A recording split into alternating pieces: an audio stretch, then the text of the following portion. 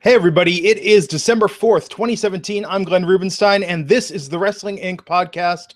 Mr. Raj Giri with me as always. Mr. Matt Morgan should be coming along shortly here.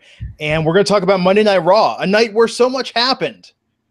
We've got Woken Matt Hardy.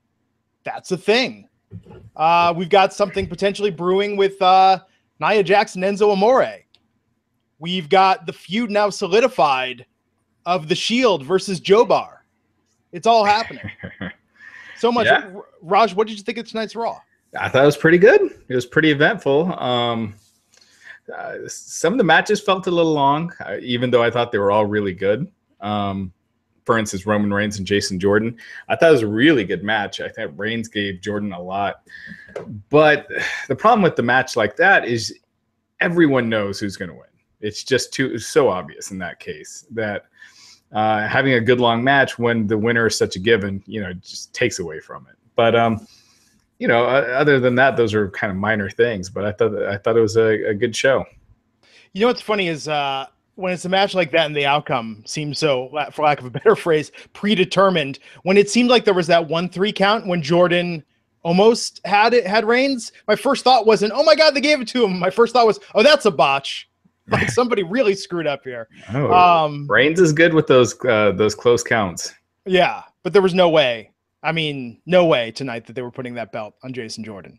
Yeah, exactly. I think the fact that it was a title match kind of took away from it, because if it wasn't a title match, then I think I could have bought Jordan pulling off an upset. But knowing that it's for the title, you just knew. Yeah.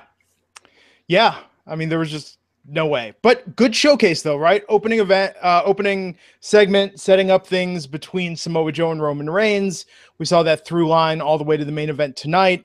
Jason Jordan coming out saying he wanted his shot, and doing this, just attacking Roman Reigns from behind. Really, and it seems the crowd has turned on Jason Jordan completely. Now, granted, Los Angeles, pretty smarky crowd. No, I think that's the plan. I mean, he's been... they're clearly turning him heel. So I think, his promo tonight was total heel, whiny. Absolutely. So, yeah, I think, the crowd would have turned, been against him anyway, but it's working. They've got a direction for him. So that's good to see because, Jordan, man, he was awesome tonight. And he's underrated in the ring because I think of people hating his angle, no pun intended, but the angle. Yeah, his storyline that people forget how great he is in the ring. So it's good. It's good seeing him involved in a storyline that's finally going somewhere. Oh, absolutely. And what I meant by the crowd reaction, not the crowd typically cheer him, but I feel like a lot of weeks he gets that sort of indifference. So I think that it is the crowd being in the know, wanting to see this heel turn, embracing where they're going with it. The crowd was pretty game tonight to play along. I mean, the what chance only really happened during Elias. I want to say that was like the only real crowd hostility. I mean, the crowd popped for Elias too. Who was it with tonight? There was one promo. Why am I lacking which one it was? I don't know. I thought Elias's promo was actually pretty good tonight. Yeah, and Reigns they weren't that against either. Tonight, so which I was surprised with LA.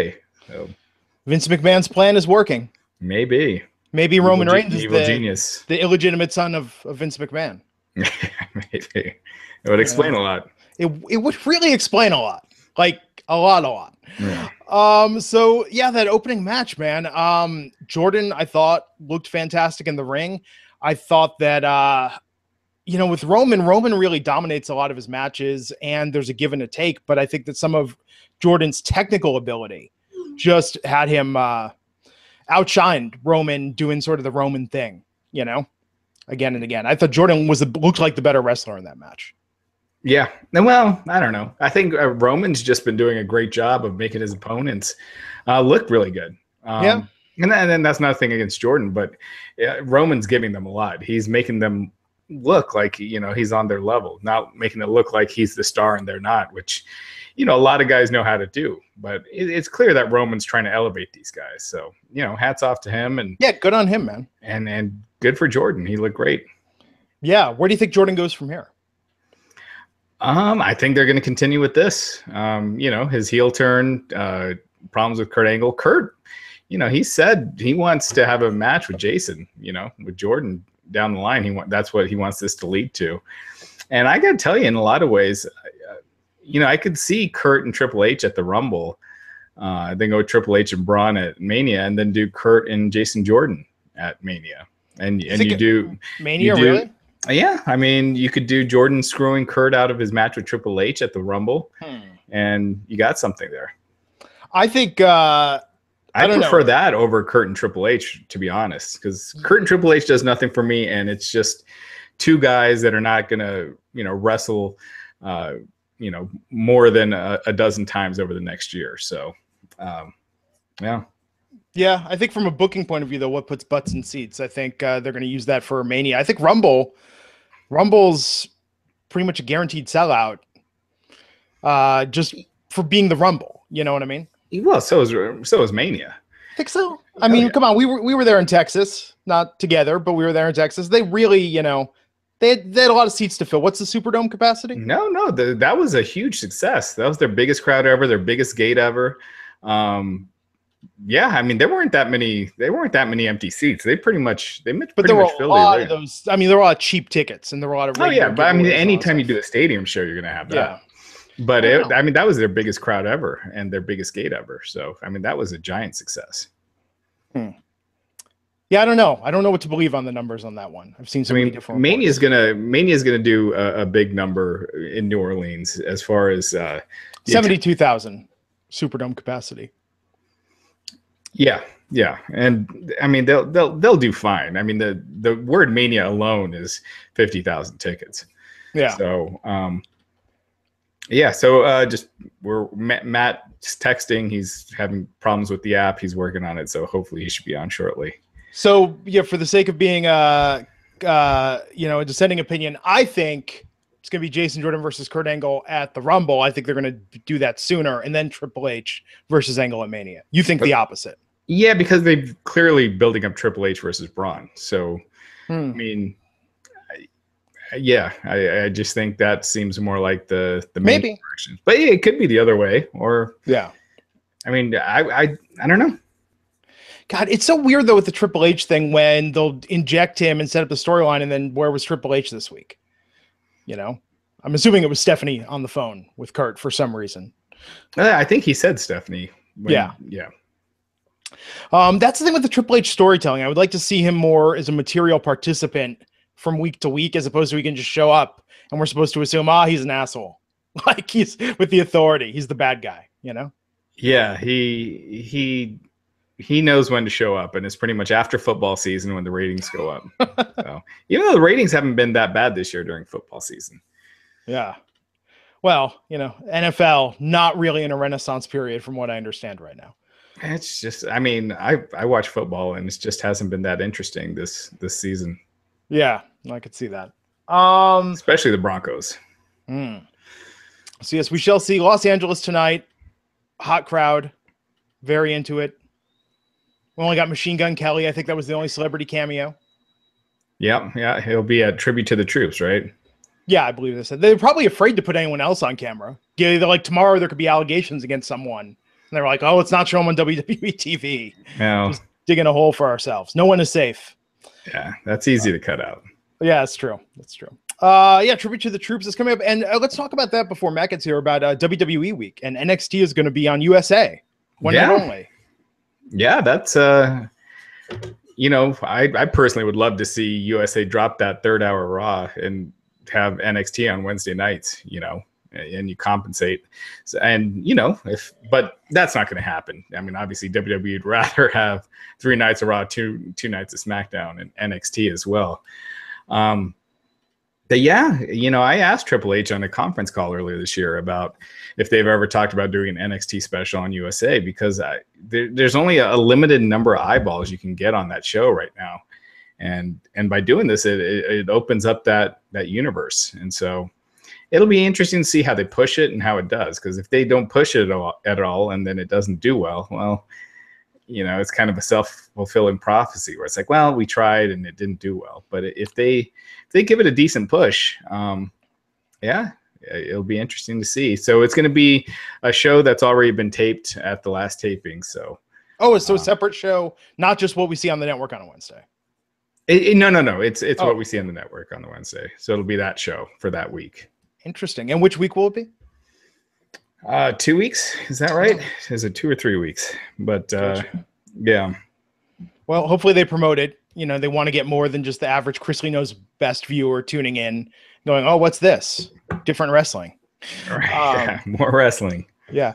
Although USA, you know, Shooter got renewed. So it seems like something's happening on USA. I don't watch a lot of USA Network. In fact, all I know of the USA Network is what I see on WWE programming.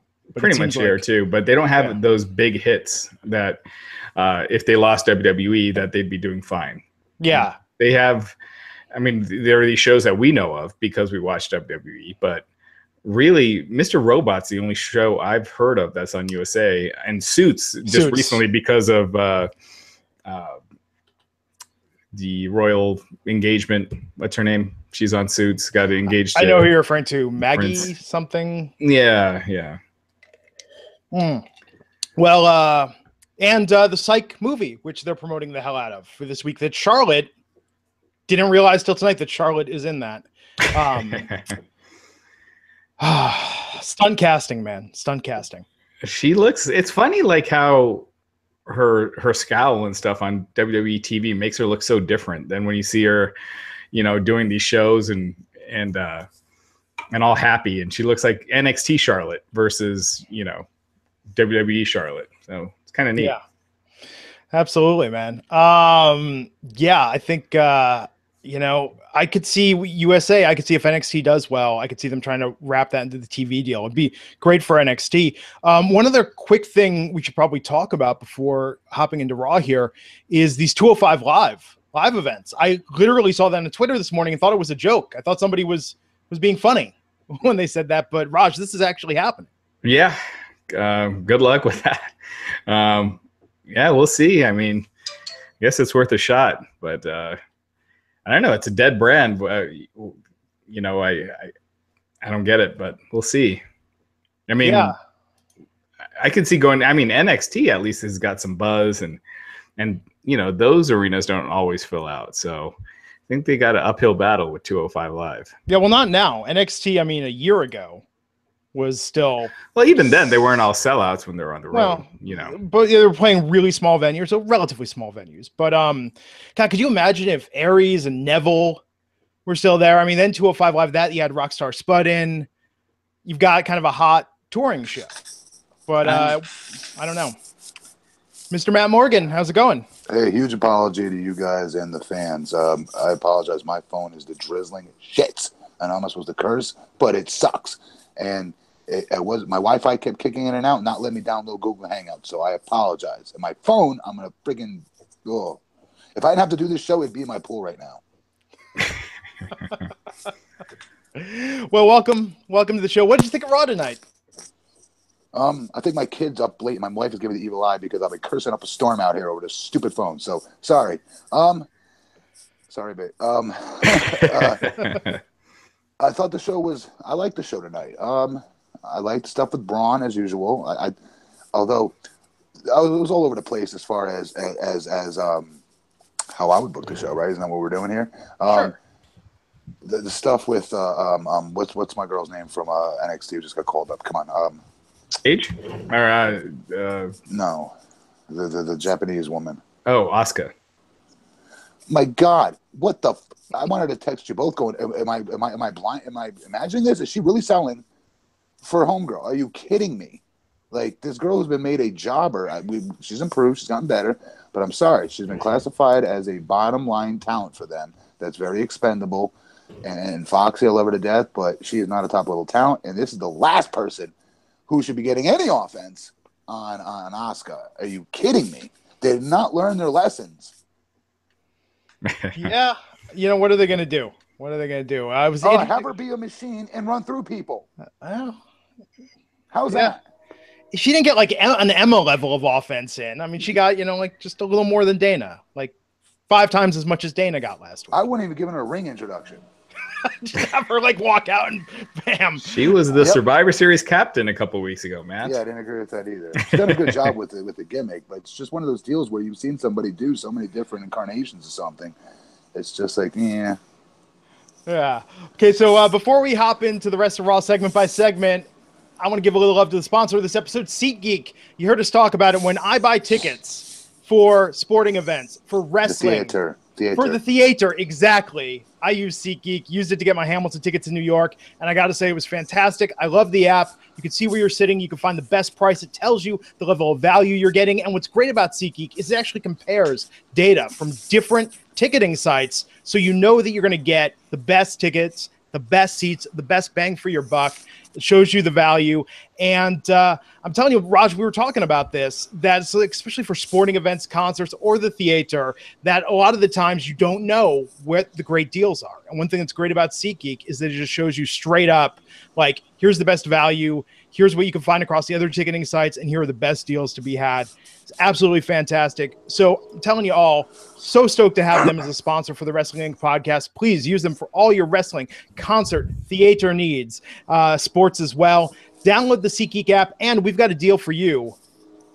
Our listeners can get $20 off their first SeatGeek purchase. Wow. Just download the SeatGeek app and enter the promo code INC today. That's promo code INC for $20 off your first SeatGeek purchase. I'm telling you, once you start using this, you're never going to want to deal with any of those other sites again. So SeatGeek. Go ahead, finish. No, what were you gonna say, Matt? Are they like so that's pretty cool. They're like a third-party broker, really. It's fine. Like for flights, you can go online and use a company to find you the cheapest flight possible. I think that's cool. Like, I'm pissed I didn't think of this idea, actually. Yeah. I mean? It searches multiple ticket sites to compare prices and find deals. So yeah, it's a pretty sweet deal. I used it for Lady Gaga tickets. Sometimes you got to do stuff for the wife. There's no shame in that. Lady Gaga's good. Yeah, that's next week, next Tuesday. So I'm going to be missing SmackDown. But yeah, it's great. It was easy to use. I use the app. It's easy to find stuff. Every purchase is fully guaranteed. So yeah, you get the most bang for your buck. SeatGeek grade every ticket based on value to help you immediately identify the best seats that fit your budget. So Get the app. Use code INC to get that $20 off your first SeatGeek purchase. And $20, that's good too. SeatGeek, we thank you for sponsoring the podcast. So, how'd you think Jason Jordan looked tonight in that match against Roman Reigns, Matt? He's always going to look dynamic in his matches. He's good. He trained these kids. Hell, he's like, I wonder. It reminds me of Nick Dinsmore and Rob Conway. They were the OVW stalwarts, like when we all started, right? And they watched us all pass them by and get called up to TV. Like, these were the guys that led us in these matches in practice from day one, where I couldn't even I didn't know how to lock up yet. And then they watched me pass them by 9 months later, get called to TV. Me and like 100 others, right? Before they finally create Eugene for him and whatnot. Same thing for Jason Jordan. He watched all these guys come in, like Roman Reigns, who didn't know his ass from his elbow, and then have to watch them all pass him by and be used as the good talent, the good hand, as JR would probably call him, and watch them all pass him by. So like, I'm sitting there watching the match night when he had Roman in a hold, and I'm sitting there thinking to myself, I was like, I wonder if he feels a little bit vindication, you know what I mean? That he's finally up on the main roster. He's got a good spot. You know, here's a guy who's not going to, you would think would not blow this opportunity. But yet, I'm trying to root for him because I always root for those guys who always get passed by people like me with no experience, but because of a look, get a look, you know, get a look from the company more and get opportunities open, doors open because of our look, more than someone who, in my opinion, may deserve it more because they're better in the ring. Like Jason. So I'm sitting there thinking all that in the middle of the match going, I wonder if he feels vindicated that he's finally got called up. He's in a main spot and he's going against a guy that he probably helped train. And the dude is way more over than him.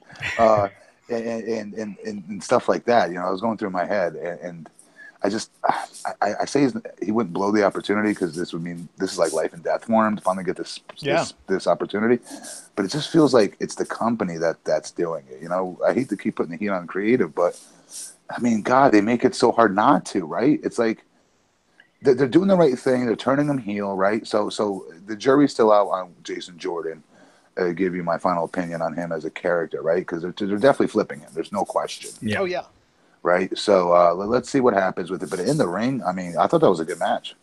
So So Matt, we were discussing this right before you got on. I thought it was a really good match too, and I was telling this, to Glenn that it was clear that Roman was giving him a lot, like really making him look good and train him.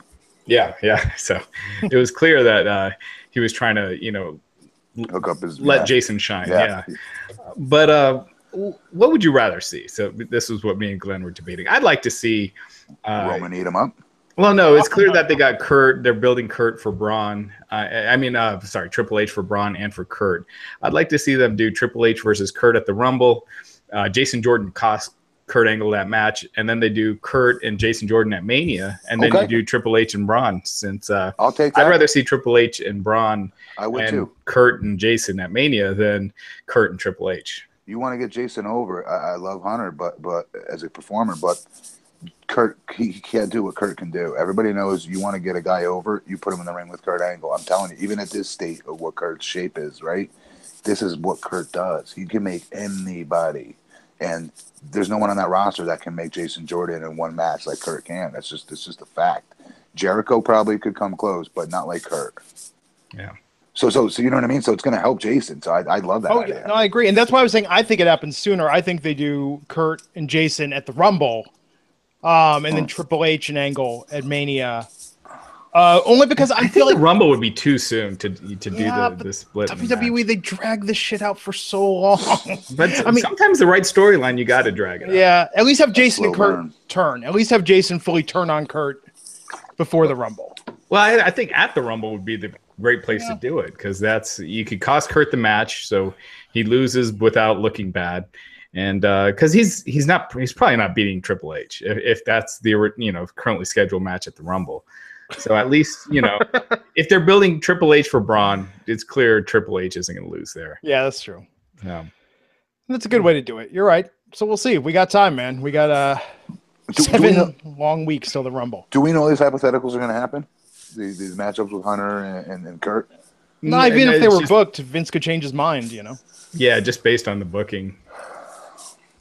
With Triple H, getting in Braun's face and Braun destroying him, it just logically it appears it's going that way. Oh, yeah. Okay. I mean, it seems always like if Undertaker did come back and decided he wanted to do one more match, I almost don't think you'd want to do it with Braun. Can I say something else that pissed me off? Kane's coming back. Come on, Glenn. Yeah. Come on, no. You don't like pain. You don't like misery. That guy running out of the arena with his tail between his legs was not enjoying himself. Oh, my God. And Matt Hardy. Oh, how did I lead off with that? I was stoked. We'll get into it. Sorry. I was stoked watching that.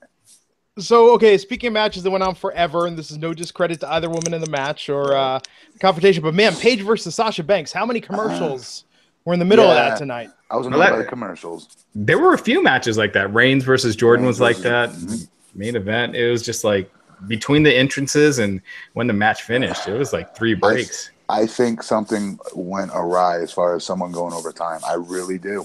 And then I think the next person that's supposed to come out, they're supposed to fix that in their match. Take time off, do whatever they got to do to get back on track, because that's a well-oiled machine.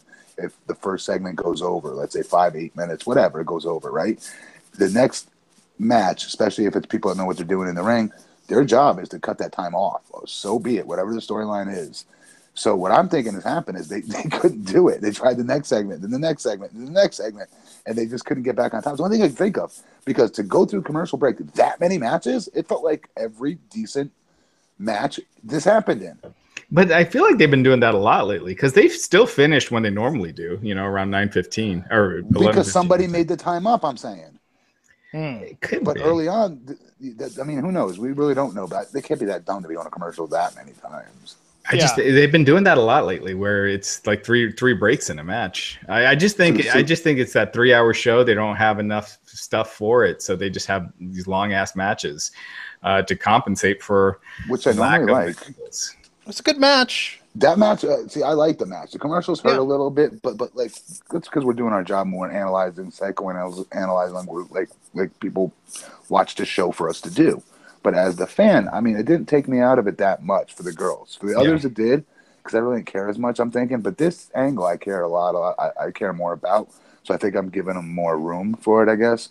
But like, I was very sucked. And then plus, don't forget, guys, I got to admit, remember, I start the show, 30 minutes to 40 minutes late, so I can fast forward through commercials. Yeah, not Mr. No Commercials Morgan. So I got to come clean, right? So I'm not going through what you guys are going through and being taken out of the action and suspension of disbelief. So maybe I should do that to give it a fair grade. But I loved what they did. I loved the two of them working. I'm pissed that our girl lost, but at the same time, you know what I mean? I love Paige. I love what she does. She's the complete package. Yeah, she's awesome. She just comes across as like such a star, and so in terms of character, so far beyond everyone. And her and Sasha too. The two with the most charisma. And they were in the ring together tonight, and you just felt like it felt different than the other women's matches. And one of the things I like so far with this Absolution thing is that it's not like Paige is a member of this group. It's kind of like they're her backup. You know, whereas with the Riot Squad, it's like they're just a 3-person group. But with Paige, she's clearly the star, and it kind of heats her up a little, as opposed to she's just one of their partners. And I didn't even know that much. That's good to know. Good, I like that. That's what. Yeah, and they believe in her. I mean, they're clearly pushing her big time. She got 2 segments. She got the match, but then they got the segment later in the night with Asuka and Foxy.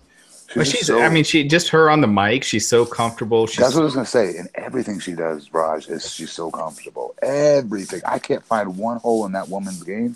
I can't. Yeah, the way she moves in the ring, the way she interacts with the crowd. I mean, she's a superstar. Did you see her play the chicken shit heel tonight? Yep. At the very beginning, when she's trying to make the referee get between them, when you know what I mean? Like, that's old school stuff right there. That's some good old Tennessee heel heat right there. That the much larger Paige. You know what I mean? In any other setting, the heels with WWE aren't even smart enough to do that kind of routine. You know what I mean? Get her back. That's old school stuff that people probably think is passé. But I watched it work tonight, and she's doing her job. She's trying to get the babyface over, even though she's bigger and stronger looking. Yeah, I think if she could stay like this, stay out of trouble, and just keep doing what she's been doing, and looking how she looked tonight. I honestly think she could be the greatest women's wrestler of this current era. I don't see why not. The post-Trisha. I really don't. And I love me some Charlotte. Yeah. I hate saying anything against Charlotte being the top of the top, but I think you're right. And well, the division needed a shakeup, especially on Raw. So it's good that they're doing something a little bit different with Question. this. Physically looking, this is a horrible thing to be saying, but go for it. That's part of what made Trish too. Don't forget, you know what I mean. We love Trish because she was hot at the end of the day, at the very beginning, before she started to improve and got good in the ring. Let's say what it was, right? Yeah. So a trench coat, the hat, the whole 9, right? And bringing out Test and Albert, like, she wasn't working yet. She was just a manager, but eyes were glued to those segments with her.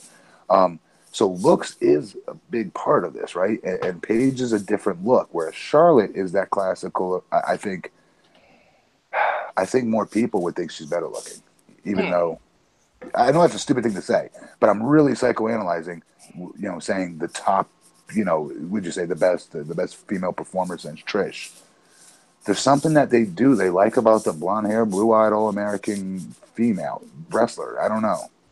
Yeah, WWE does for sure. WWE, yeah. But I mean, that's changed a little over the years. Because Paige is attractive in her own way. Yeah, and you look at the two most over women, or if you look at the top 5, it's AJ Lee. Really? What? AJ Lee was super over. And what did I miss? Really? Really? Yeah, she was super. Not more than Trish. I mean, not more than Lita. No, I'm talking about since of this current past 5 years. Yeah, exactly.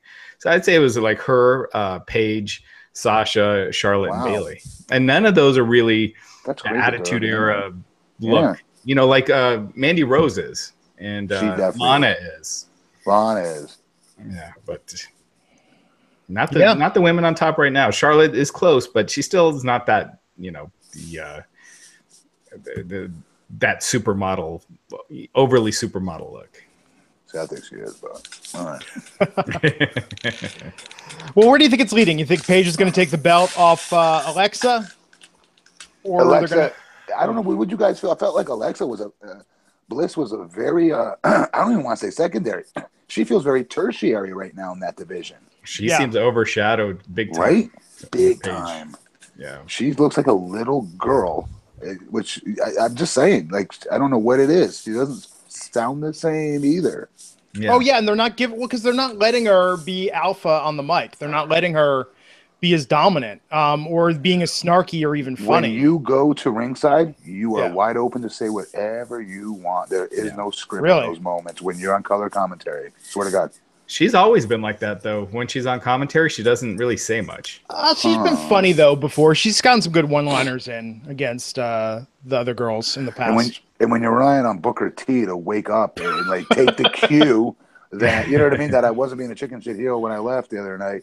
You know what I mean? Booker was like asleep on the job for like 5 minutes before he's like, yeah, being a champion is a really, really rough schedule. You wouldn't know nothing about that call. It took him 5 minutes to give, to bite on that.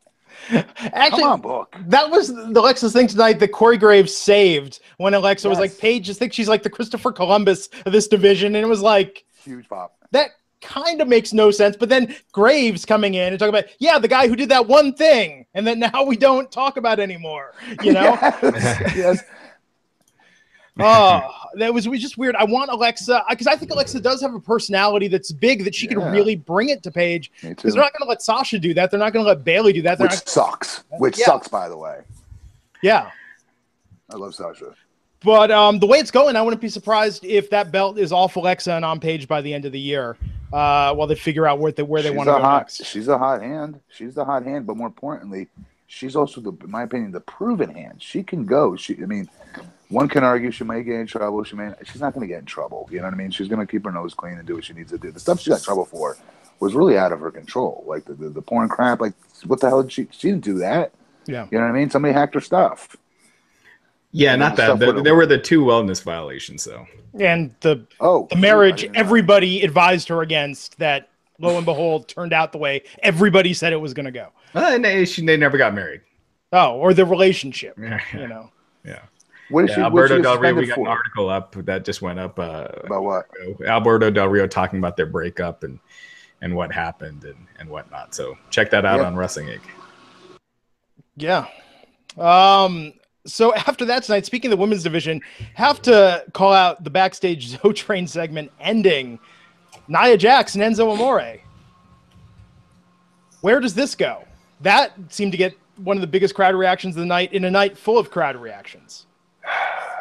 Enzo's going to be doing the job to Jax fairly soon. It was so random. It's like, did you ever watch a Family Guy back in the day where you're like, this is worse than, and it's something completely random out of left field. It's like they just threw a couple of random ideas in a hat and picked 2.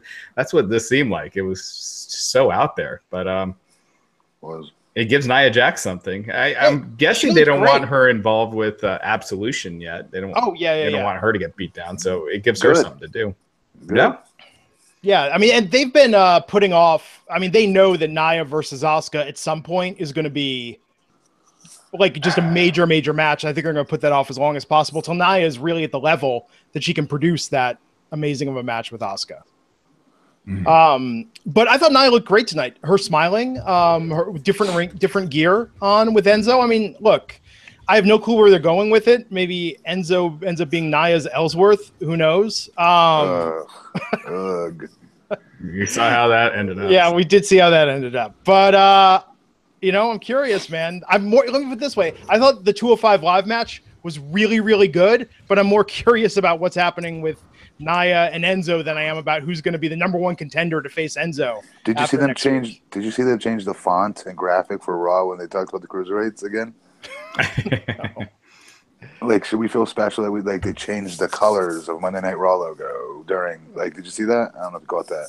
No, I missed that. It was like after the backstage segment promo or some crap like that. I could have sworn is when it was. And then they go to the next clip, but in between it, they usually flash like a Monday Night Raw sign up, and they did it like in purple and like gray writing. Huh? Raw cruiserweights. That's cool. That's something. So but real quick with Alexa and Paige. Yeah. One point with that. Alexa is best as a heel, and Paige is kind of the heel right now, so it'll be interesting to see how they play that up. Yeah. They should have had Mickey win it off Alexa Right. Yep.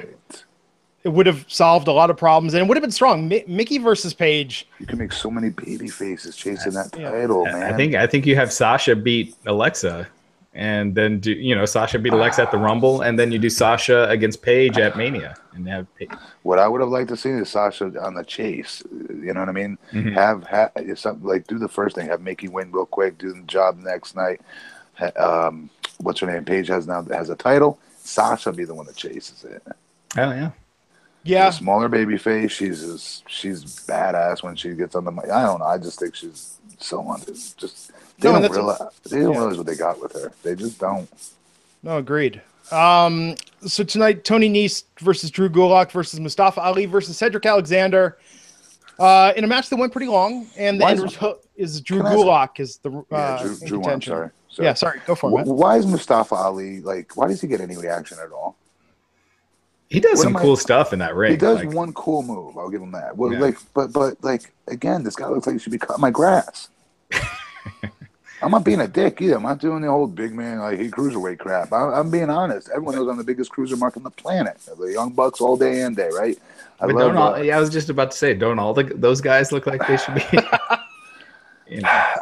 Maybe if I saw Matt and Nick, if I didn't know them, you know what I mean, and seen them perform so many times at a top level, maybe that overweighs it for me. I don't know, because maybe you're right, but him specifically, I don't know why. Him and his gear, maybe it is. I don't know what it is. Yeah, that gear has got to go. I don't know what it is. It looks like, I don't know.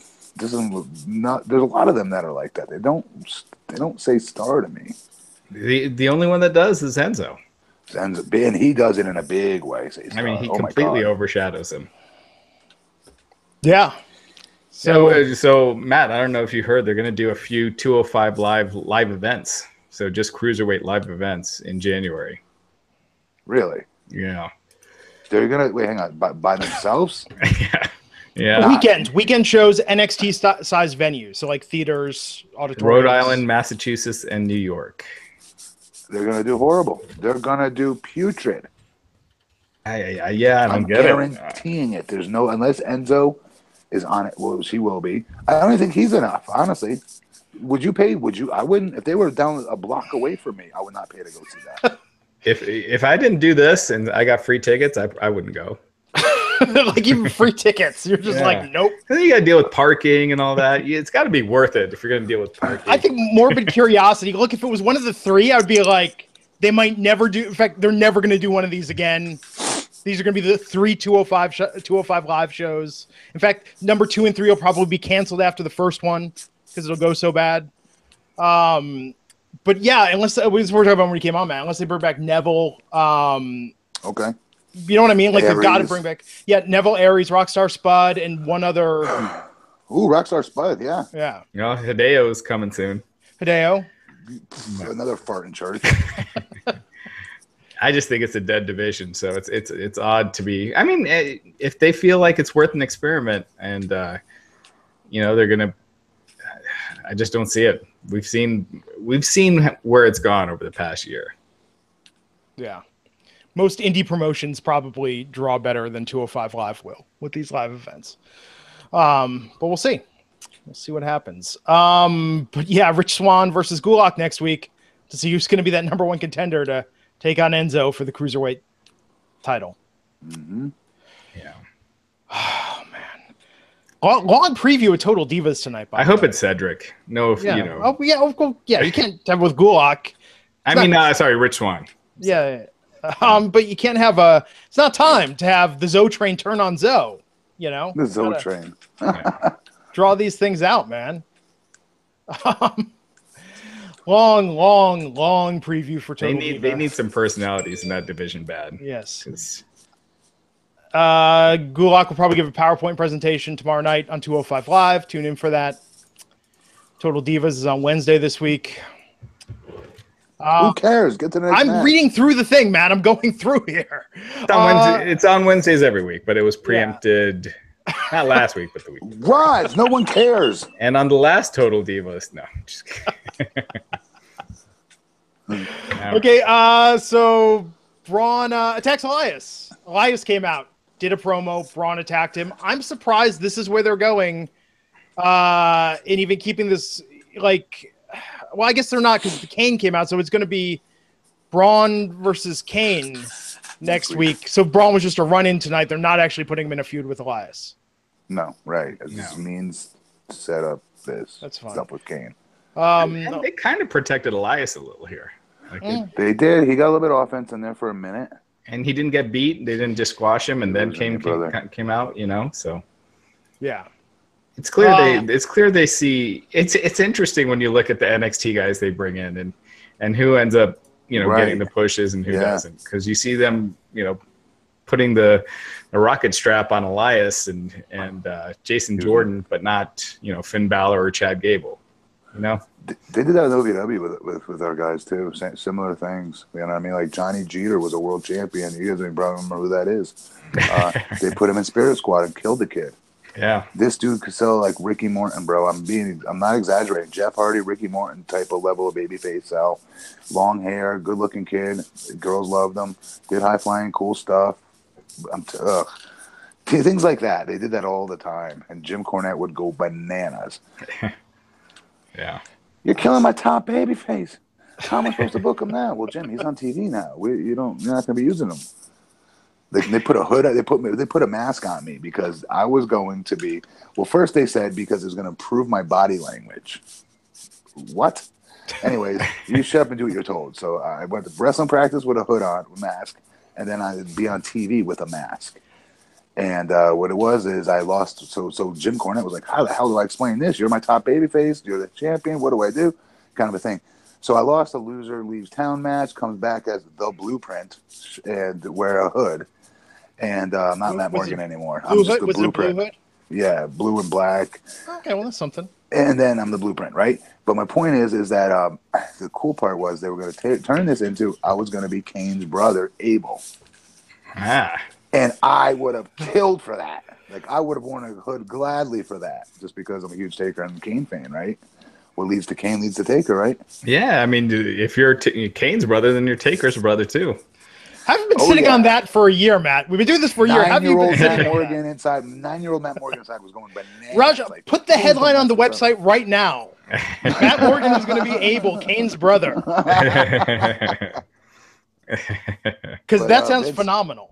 Then Vince stepped in and came up with stuttering Matt Morgan. And Vince happened. Yeah.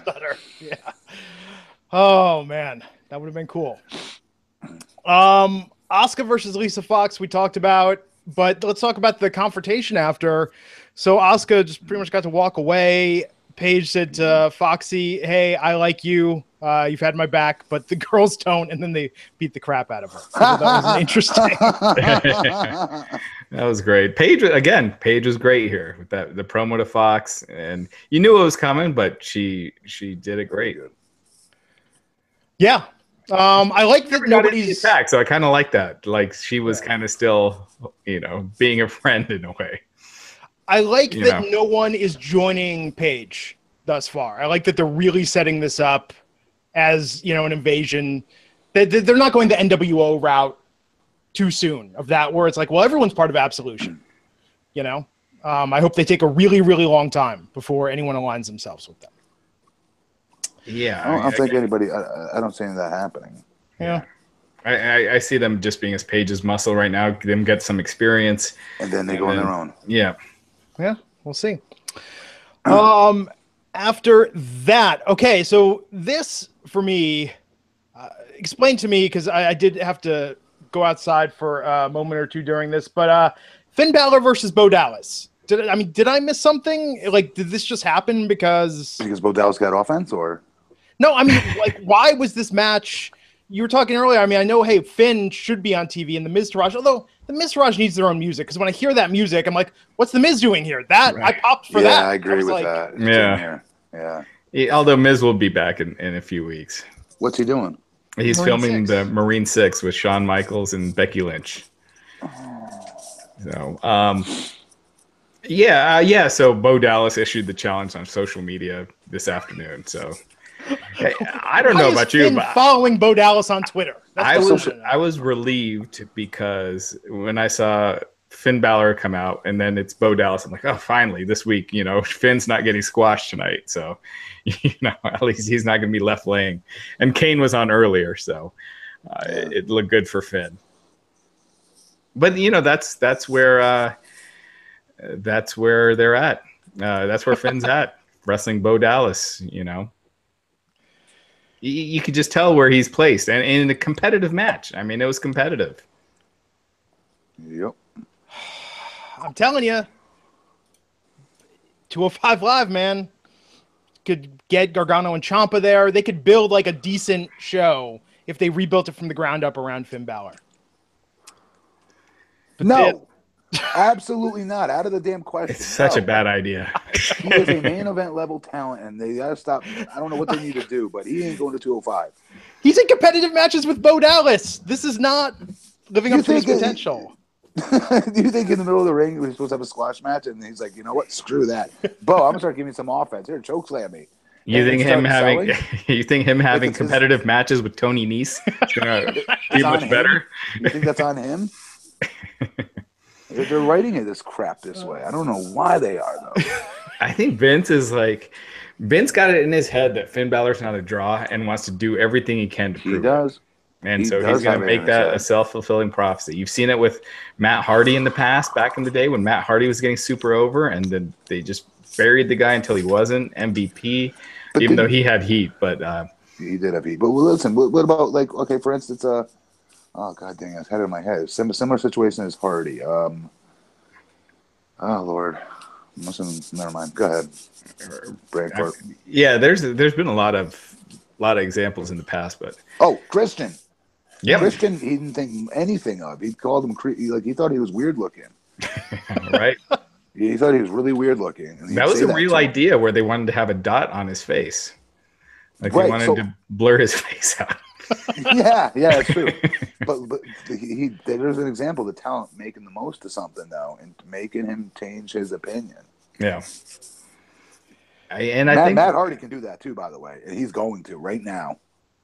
Yeah. So tonight we were talking about this, I think off the air, but what the casuals must have been thinking or don't look at the internet. Like what tonight. The hell is this? Yeah. My wife walked in during that segment. Yeah, my wife was watching it too. And my wife's not familiar with the whole broken thing. Same here, no idea. So she was like, "What the hell are you watching?" She's like, "Why are you so excited?" I'm like, "Don't you get it? I told you about this. It was on TNA. He did the whole thing." And she's like, "No, I don't." Yeah, I even had her watch Final Deletion, whatever the first one was. So good. Yeah, she didn't get it, but my first time, I'd watch it the second time to appreciate it for what it's worth. I did. Yeah. Well, when he first started the whole thing with that first video, it took a little while to get into it, to kind of drop your guard and it was hilarious. It was even tonight's stuff. What he was saying was hilarious about going to war with Genghis Khan. He was hilarious. Just the debauchery that comes out of his mouth. Yeah, there is that little bit of WWE-ness to it, though. There was something when he did TNA that has that rawness to it, whereas now it's, There was a couple of sentences. I know what you're talking about. Yeah. Yeah. I thought the format of cutting back and forth with Bray was interesting. It looked, I think, to the casual like they were just having a crazy off or like the weirdest Skype call ever, stoned out of their mind. Just trying to one-up one another. But I'm in, man. I'm curious where in the hell this is going. Can I say something? Oh, sorry. Go ahead. Bray, who you guys know I love his promos. I didn't feel he was. I'll be honest. I thought Matt stole that segment, not just because it was new either, not because he was giving us broken either. Bray didn't keep up with him as far as crazy goes. In my opinion, if you go back and watch it, he was like. He ended it strong. I like the way he ended his promo, but the rest of it was just promo 101. It was not the normal Bray. He's kind of been promo same old Bray for a while.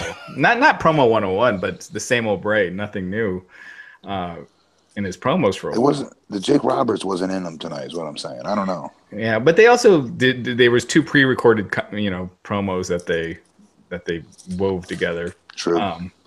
Yeah, and it should have been this way where Matt Hardy stole it since it's his first week. debuting this. But, you know, to your point where you were just saying with seizing the opportunity and everything, there is also if Vince McMahon sees you as a star, and is he going to see Matt Hardy in this gimmick as a top guy? And if he doesn't, you see what happens when he doesn't see you as a top guy. I think in any other time I'd say no, but right now, yes. Because think about all the other young talent that Vince has never even heard of. They get called up to TV and they get an opportunity because they went through NXT. Not all of them, but some of them. And they're so desperate for stars. It's a different day right now. It just is. And Vince is getting older. So, of course, I disagree. I think he's going to be more comfortable with a Matt Hardy because he knows what he's going to get from a Matt Hardy. He's going to love to be able to say, I rewarded Matt Hardy kind of a thing with this opportunity. That's his ego. Yeah, we'll see. I mean, I feel like they've needed stars for a long time now. And you see people starting to get there and they get their legs chopped out from underneath them. Finn Balor, has he recovered, do you guys think, from winning the Universal Championship? No. Right? I think he looks fine in the ring. Oh, always. Yeah. You know what I mean? You know what I mean? Yeah.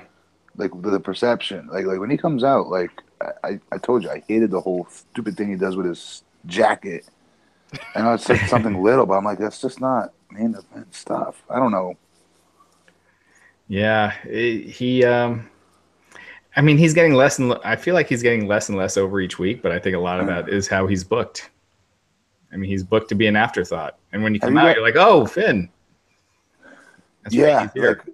Yeah, and you're excited, though, because you're like, oh, cool, Finn Balor's coming. You know, I get excited usually. Yeah. But, like, I was watching some old stuff with him with the Bullet Club. Have you ever watched the stuff in New Japan, like his promos and stuff? And it's like, he was the weakest of them all. Mm-hmm.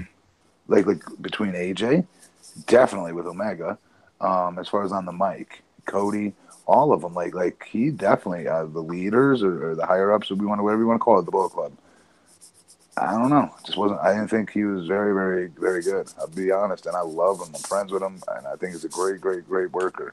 And I do think he's a main event level talent. I was just watching it, going, he doesn't have that much experience as being a main event on the mic. Mm. And I think when he had opportunities to get that mic time in, when they were still perceiving him and trying to build him to that main event guy, I don't think he delivered in those moments. I'm telling you, I think that's when he lost a lot of his. Vince lost a lot of confidence. The first NXT vignette for him with the white room and the fade and the demon thing. I mean, that was one of the coolest things that I've seen. Period. Let alone in wrestling. Sean O'Hare doing the devil gimmick. Oh, it was just so good. And they had that vignette on him, which they show again. You know, it's on the network now, but they showed portions of it where they had Matt Bloom talking about him. They had Becky. They had all these people hyping him up and talking about what a good guy he was. And I think his promos played to that. He just had to show up in the ring, say a couple things, seem like a nice guy with that intensity and that coolness, and it worked. But on the main roster, they strapped the jetpack to him, and then after the injury, sort of, I don't think, they didn't recover in building his perception, you know. And now he's wrestling Bo Dallas in competitive matches on Monday Night Raw. Why does he want to sing like that? That thing is horrible. Mm-hmm. Mr. Raj, man, what are they going to do? Not wear singlets. Go to the gym. So let's talk about the Raw Tag Team title match tonight. Seth Rollins and Dean Ambrose versus Cesaro and Sheamus. Guys, that was a frigging pay-per-view match tonight. I hope you. Oh, absolutely. Oh, well, and I'm sure it'll be on the next pay-per-view at this rate that they're going with this feud. I know you guys get annoyed with the tags and the crisscrossing and the singles between the tags and yada, yada, yada, ad nauseum. The formulaic crap with WWE in the tag division. But once that bell rings, I'm sucked into their matches, guys. I am.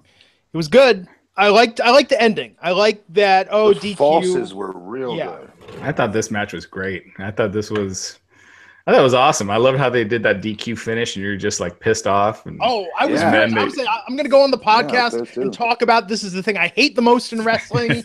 And so when they came out and made it no DQ, I was like, yes. And then they found a way to pull the rug out from under us once again. And a lot of times when they do that, you can tell they're going to do it. Like when they have that abrupt ending and they just start running to the back, like something's coming. Yeah. But the way they did it, you bought that DQ ending. Like that was the end of the match. So. Oh, absolutely. Yeah. Yeah. Absolutely. I was pissed. So yeah, man, tonight Roman comes out, Samoa Joe comes out, ends up costing Ambrose and Rollins the titles. Sheamus and Cesaro retain. And we talked about this last week, so now Samoa Joe and the Bar, Joe Bar, it's a thing, going against the Shield. Did you just name that? Yeah, I said that at the top of the show, yeah. Good job, Glenn. I was thinking about, I actually spent like 5 minutes, and Joe Bar was the best I could come up with. Oh, Glenn, see, there you go. Why'd you have to say that? For 2 seconds, I looked at you for being cool. For 2 seconds. Well, I came up with it, but then I tried to think of something better, you know, because I'm always saying, like, no, is there the something better than that? nerdiness just had to come out. I'm obsessive, Matt. I'm sorry. But I'm in for that pairing, that trio versus the Shield. I think that's going to be really, yes. really Are you kidding? Dude, I'm telling you. Remember I told you guys about Team Hell No and Ryback versus the Shield? They were killing shows. Killing them. It was part of Daniel Bryan's march to not being denied, by the way. Yeah. It was right around the time when CM Punk was about to pull out from WWE and they had to change their plans, remember? Mm-hmm. And Daniel got thrusted into that WrestleMania match. It was right before that, though. Those 6-mans were setting the table because Daniel was stealing those matches, man. And this is, I'm telling you right now, this is that level of caliber between those 6 guys. I know, Sheamus and Cesaro, we get kind of character-wise, we get kind of bored with him and annoyed. But I'm telling you, in the ring, not so much Sheamus, but really Cesaro, Joe versus those 3. Whew. Yeah, those are the house show main events, pretty much to the end of the year. It's the Shield versus those 3 guys. I'd pay to watch that. If they were a block away from my house, I'd pay to go. Oh, yeah, absolutely. Yeah, all those guys are great. They're coming. Actually, get this. They're coming to Orlando. I saw an advertisement for it. I don't know if it was Raw or SmackDown because I could have sworn I saw. No, it was definitely because I could have sworn I saw Jinder being advertised. Maybe I'm wrong. In Orlando, yeah, he's in an Orlando street fight. Or an Orlando street fight with AJ Styles. I like how they always make those local. So do you know what an Orlando street fight would look like? A Saline, Kansas street fight. Stop it. No, you stop it. No, you stop it. No, and I was going to say is I'm going to hit up Joe, whoever I got to hit up for tickets, because I want to see how Jackson responds to it. You know what I mean? My son's autistic, and he gets really sensitive hearing sometimes, but sometimes he's good. When I took him with TNA, he did good. One time, he had a meltdown, so you don't know. But he's watching wrestling with me every single Monday. His eyes are glued to it. It's not like a wishful father saying that either. There's no question. His eyes are glued to the TV. It's the only thing besides cartoons that'll keep his attention. So I want to take him to it, and so we'll see. Although, wouldn't you say one week he was singing along and cheering for Elias? I mean, you gotta, Sorry, I lost you. Oh, well, you said one week he was cheering for Elias, that he was like really into Elias's promo one week? Yeah, no. With the singing? I seem to recall that one week. Maybe I'm wrong. Yeah, but that's the thing. I think with kids, I'm always amazed at the live events who kids are drawn to. Yeah, good point. Yeah, that's true. TNA, I noticed that too. Yeah. Sorry about the train in the background. Good no worries. That'll be cool though, man. Let us know how that is. Yeah, so interesting Raw tonight. I want to see, what are we looking forward to? Are they going to just keep pacing it out with incremental changes? Are we going to get just a big Raw one week in place of a pay-per-view? And how are they going to keep telling this story? I don't think either of that. I think, like with Kane and Braun, they're blowing off, next week most likely. Because I can't see them dragging that out anymore. They've kind of done everything, so I'm guessing that ends next week. And then your other feuds along the way. So I don't. It doesn't seem like they're going to have like a pay-per-view Raw, like one Raw that has all these the blow-offs to all these matches they've been building. I just think it's they're going to get done along the way. Yeah, well, we'll see, man. Part of it's the conditioning. I just feel now that we're so conditioned towards what's the next pay-per-view, what's the next thing, what are we looking forward to? Yeah, no, that's part of it. Because you usually have this group of storylines that it's going to get somewhere on this date. And then after that, they go somewhere else. And you don't really have that right now. It's just kind of scattered. But it's not like they're running in place. They're still building stuff. And they're still moving forward. Yeah. So, Matt, what do you give tonight's Raw? I always give him C-. C+.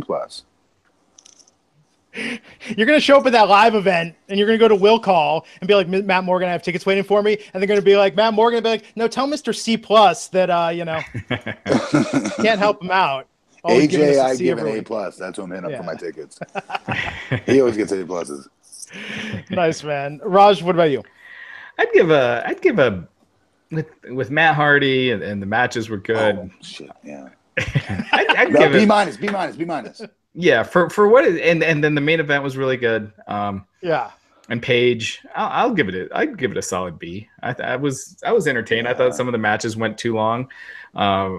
Matt, my issue with the Jason Jordan Roman Reigns match going so long was just that you knew Reigns was winning. So it's just that one thing. And like, even if it's a good long match, when you know exactly what the ending is, it kind of kills it a little bit. Their job is to ask us to suspend our disbelief without insulting our intelligence. It's a hard thing to do, but don't come out and insult the hell out of it like that. And that's what that was. That's why you had a hard time buying it, because it's like, no, dude, Roman Reigns, the golden child. He ain't losing to anybody. Yeah. And he's damn sure not losing to this dude. Well, he'll lose here and there, but he's definitely not losing the title already. If they made it a non-title match and made it no DQ and you had Samoa Joe out there, then you could kind of see like maybe Samoa Joe gets involved and takes out Roman. Let me tell you right now, Samoa Joe can light Roman on fire. I'm still not buying that Jason Jordan's pinning him. Yeah. Right? And they'll just be. That's what killed Roman Reigns has overcome adversity once again, being set on fire. Yeah, that's perfect. Yeah, good call. Yeah, but at least he does that. Like, most other guys, the top guys, don't have that much adversity. Yeah. He'll give these guys long matches and go 50-50. Let's be clear. He's not making these decisions on, hey, I'm going to lose tonight. So let's not pat him on the back that much.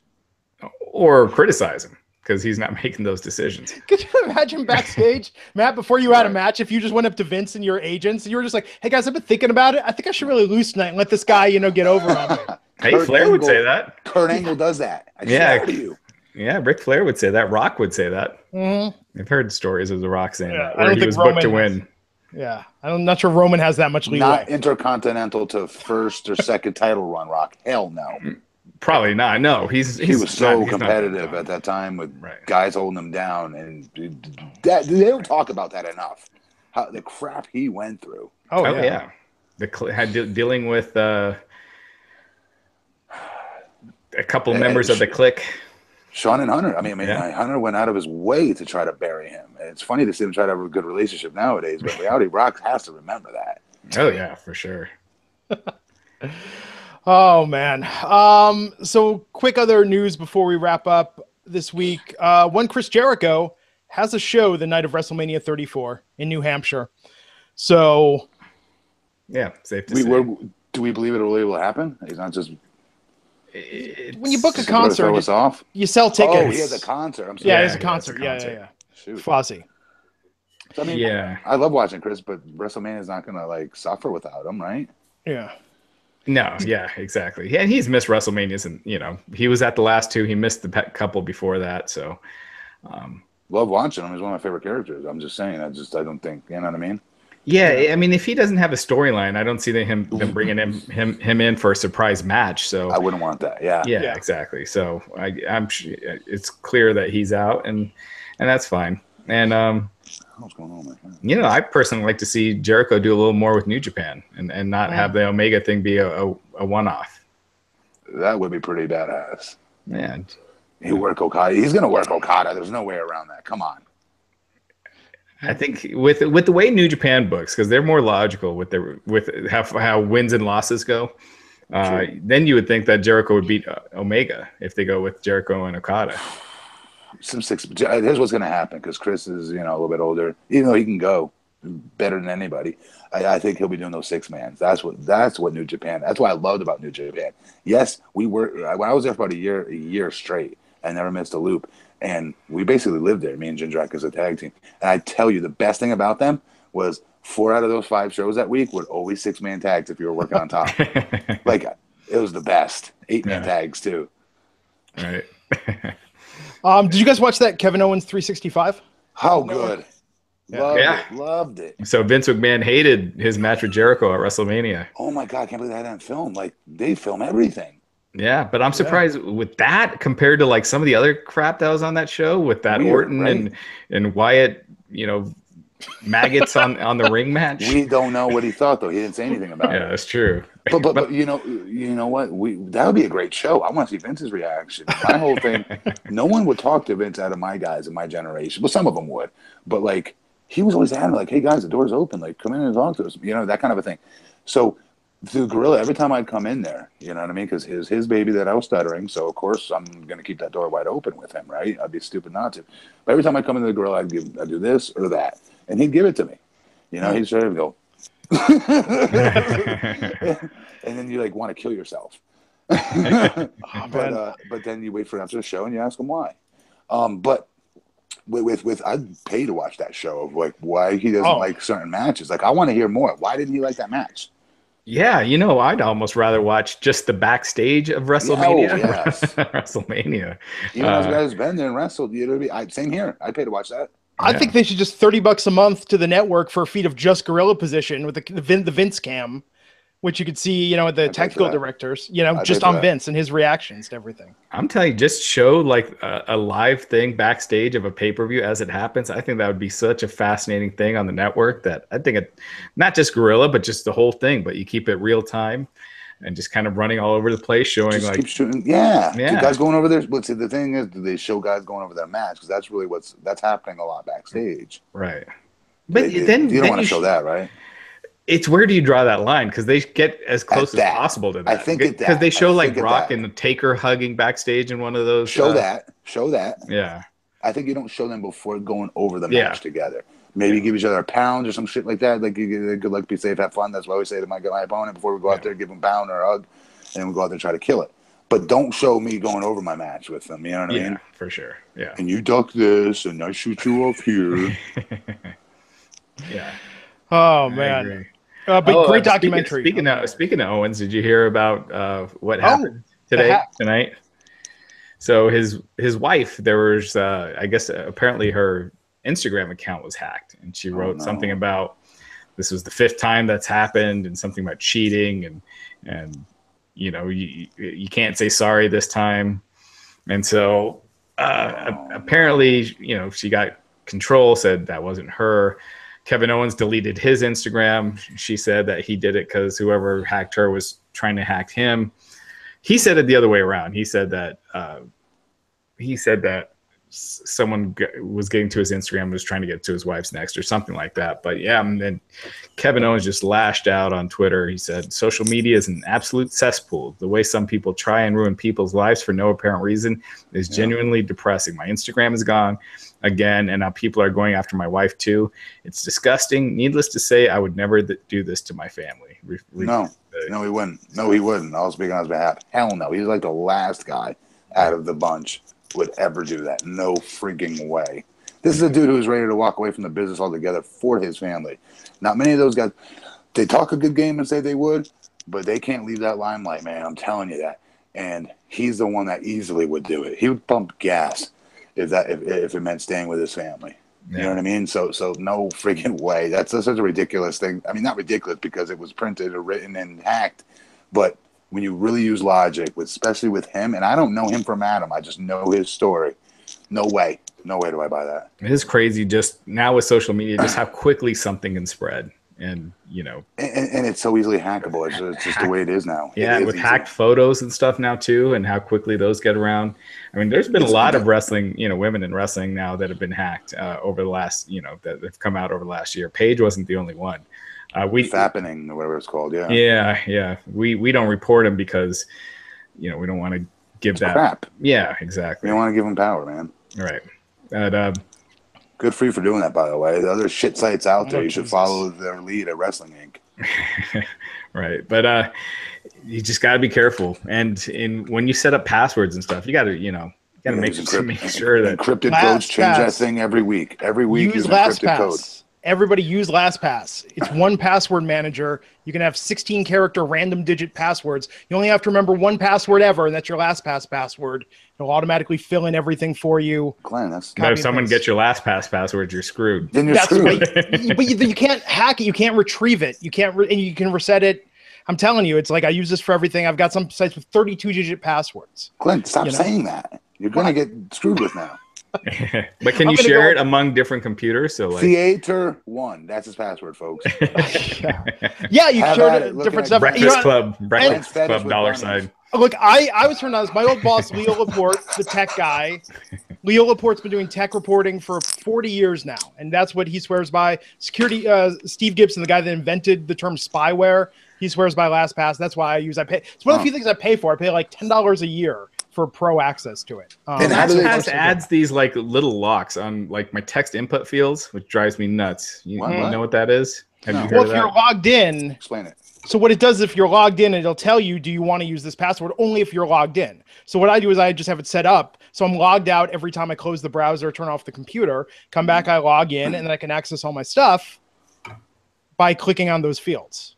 Can you use that for your Twitter, Instagram, Facebook, social media? Can you use it so they have an app. So what you do is you have to go to the app and you copy it in the app. It has a button where it copies it for one use. So it copies, you paste that in Twitter, and then it takes it out of your clipboard immediately.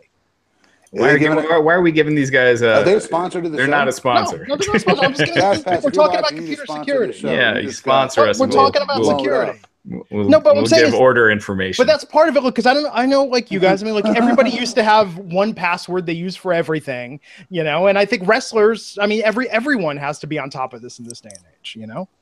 It's not enough to just be like, I use encrypted codes. Change that thing every week in 2 weeks. Yeah, well, especially if you have that much of a following. If you've got 100,000 followers on social media or 1 million followers on social media, like you're much more of a target.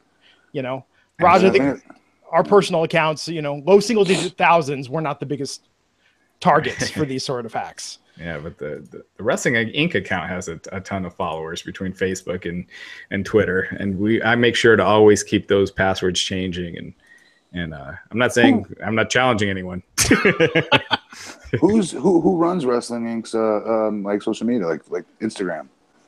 Well, technically I do, but I have people that like Chris, does it during Raw and SmackDown. Joshua, he does a great job on it as well. So I have different people post on it during different times, but I'm the main guy. One last piece of news before we take it home here. Jim Johnston. Got his contract renewed by the WWE. Who cares? What? Oh no! That demolition music is. Who cares? Yes, like all these. Like talk about someone who is.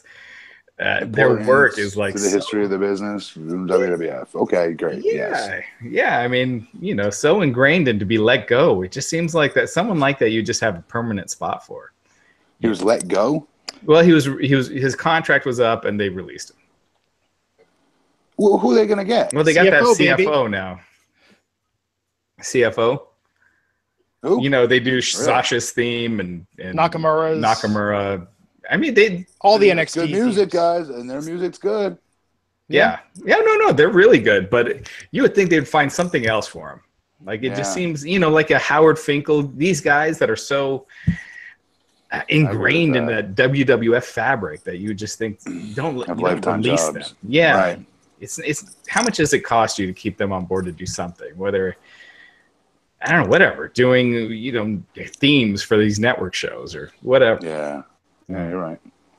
Anyway, he did Undertaker's theme, DX, Triple H, The Rock, Kane. I mean, all these iconic themes from the 80s and 90s. So yeah, it's crazy. 32 years. Wow. Thanks for playing. That's the harsh reality of business. Attaboy. I'm telling you, if there was a WCW around, they would have nabbed him quick. But. No, TNA will and give him millions of dollars. Does TNA have millions of dollars? And they'll make him a character. That's the best part. Nobody will know because I don't remember what he looks like. Jim Johnston coming out taking bumps. They'll think everyone should know who he is too. Jim Johnston's one of those guys I know in context. So when they show if they're showing backstage WWE video or something, or I'll be like, oh, there's Jim Johnston. But if I walk by him, at a restaurant, I'd have no idea. Yeah. His special, I have to say, so when I first signed up for the network a couple years ago, that special that he did on the greatest WWE entrance themes, where they're talking to him about each theme. That's the only thing I've not watched yet. that was the first thing I watched outside of wrestling stuff, and I was like, "Oh my god, this is incredible that they have this level of documentary." I mean, I'm not saying it's not like the best thing, but if you want to know the story behind some of these themes, how they came together, the ideas, I thought it was really interesting. What's on tonight? What did they say was after Raw? It's unfiltered without Renee Young. It's, no, it's this new version. The new version of Bring It to the Table without JBL and Paul Rosenberg. It's Corey talking to Roman. Yeah, interviewing Roman. Okay. Yeah, I think it's supposed to be a little more shoot style, but I'll check it out. I like Corey Graves and WWE. They do a great job with those shows. Get this, because it's a wrestling show. So we're talking about wrestling. I had my first city commissioner meeting tonight. Since being elected, long session, filled room. Usually it's never filled with citizens. Usually like 6, senior citizens that go to every single one of these. There, same old people. Tonight it was packed, but last night, the mayor and I, not the mayor and I, what am I saying? I was called to go meet with a prospective, what was sold to me as a prospective business owner. I don't know why it was sold to me that way, but it was. And I go out there to the business. It's called Taps and Cabs here in Longwood. It's a bar, a really popular one. And so I go there. I'm thinking like they want to do a charity event. They didn't say what it was yet. Over the phone to me, they want to say in person. So I get there, and friggin' Roman Reigns' dad is sitting there. I'm like, Pops, what are you doing here? Why are you in Longwood? He's like, oh, we want to put on a show here, and he just got elected commissioner. We wanted to see what we can do to help, raise more awareness for wrestling and our WXW brand. And your connection to wrestling. I think it's a good fit. Really intelligent man, and I thought that was really just random as hell. Was it off of the Wild Samoan sitting there in Taps and Cabs in Longwood. It's literally like your residential, like local bar. You know what I mean? And was it Offa or Sika? Because Sika is Roman's dad. Oh, then I apologize. It's not Roman's dad. Offa. Yeah, his uncle. Gotcha. He was the one. Yeah. So, anyways, I thought that was crazy. So that's my one of my big chores to get done here is to put on like a charity event, going on business to business, is to raise money for it, and then the goal is for people for the event that come to it, like the citizens, is to make a donation. Like they won't have to pay for a ticket. If they don't want to pay, they don't have to. But the goal is to come on. We're raising money for a charity here. You kind of want to give kind of a thing, and hopefully we raise a lot of money that way. And we're still in the very beginning process of this. Like we got to figure out what even charity to donate this money to, for instance. But it's a way to raise money and, get people out to do something socially here in the city. I just thought that was pretty cool. That he was just randomly sitting there and wanted, to talk to me about bringing his show here, which is pretty cool. Don't you guys get enough shows in Florida? Not here in Longwood, but in Orlando for sure. We get nothing here in Denver. Really? No. Well, is Vince still with that company? Rocky Mountain Pro Wrestling. Yeah, like that. Matt Yaden's company. Yeah, I don't know. I haven't heard anything from Vince him. was trying to sell it like he got a deal on TNT. Like I remember at first he's like, I like to make an official announcement. He's like, we got a huge announcement. Dude, that's a Cablevision 12. Great. Why does your Russo impression sound like Gilbert Gottfried? Like, oh man. Anyway. No, Florida for wrestling. I was impressed. When we were on vacation, we went to like Lakeland, saw NXT running at like the Lakeland Armory on a Thursday night. Right. It was pretty cool. Florida probably has more wrestlers living there than any other state by far, right? Definitely. No question. Tampa and Orlando. Oh, yeah. Yeah. And St. Petersburg, too, now. Yeah. And probably more wrestling events than any other state in the country. Yeah. It's crazy. New Jersey, New York has a lot. Oh, that's true. Yeah. Yeah. So, Matt, what do you want to plug before we take it home here? Pressure. I'd say follow me on Facebook, but you guys aren't interested in politics, so you're probably not going to want to go there because that's all it's about. Nothing. I'm good. So Instagram, Twitter, at BP Matt Morgan. Not really on Twitter much, but always on Instagram, really. Cool. Raj, what should people look for on the site? Yeah, it's tons of stuff. There's we got my interviews with Tommy Dreamer. Some of that was up recently. Terry Funk is coming up this week. Al Snow, tons of guys. So it's cool stuff. So check it out. Nice. And of course, we'll be back here Wednesday, 12 noon Eastern, to talk about SmackDown Live for December 5th, 2017, in the build up to Clash of the Champions. So until next time, folks, I'm Glenn Rubenstein, and we'll see you back here on the Wrestling Inc. podcast. Take care.